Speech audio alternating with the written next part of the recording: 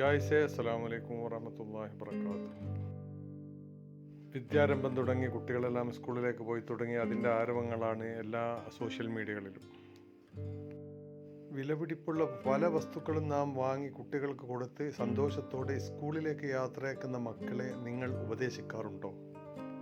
School പരിസരത്തുള്ള കടകളിൽ നിന്നും അതുപോലെ അതിനോടനുബന്ധിച്ചുള്ള മറ്റ് കടകളിൽ നിന്നും ഈ കളറ് ചേർത്തിട്ടുള്ള തമിഴ്നാടിൽ നിന്നും മറ്റും കയറി വരുന്ന മിഠായികളും അതുപോലെ ടോയ്സുകളും വാങ്ങാതിരിക്കാൻ വേണ്ടി കുട്ടികളെ നല്ലവണ്ണം പറഞ്ഞ് മനസ്സിലാക്കി കൊടുക്കുക. ഇത് അധ്യാപകരും ചെയ്യേണ്ട കാര്യമാണ്. സ്കൂൾ പരിസരങ്ങളിലാണ് ഏറ്റവും കൂടുതൽ മയക്കുമരുന്ന് മാഫിയകളും അതുപോലെ മറ്റുള്ള വിധ്വംസക പ്രവർത്തനം നടത്തുന്നവരും തമ്പടിക്കുന്നത്.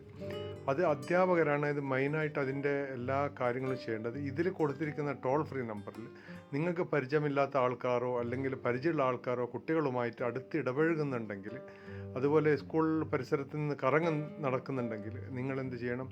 ഈ ടോൾ ഫ്രീ നമ്പറിലോ അല്ലെങ്കിൽ മറ്റേ കൊടുത്തിരിക്കുന്ന മൊബൈൽ നമ്പറിലോ നിങ്ങൾ വിളിച്ചിട്ട് ഇൻഫർമേഷൻ കൊടുക്കുക. ഒരു കാരണവശാലും അവർ നിങ്ങളുടെ പേര് വെളിപ്പെടുത്തുകയില്ല. അധ്യാപകരാണ് ഏറ്റവും കൂടുതൽ ഇത് കെയർ ചെയ്യേണ്ടത്. വിദ്യാഭ്യാസ സ്ഥാപനങ്ങൾ ഇതിനായിട്ട് തന്നെ ഒരു കൗൺസിലിംഗ് സെൻറ്റർ തുറന്നു വെക്കുക. സ്കൂളുകളിൽ ആഴ്ചക്കോ അല്ലെങ്കിൽ മാസത്തിലോ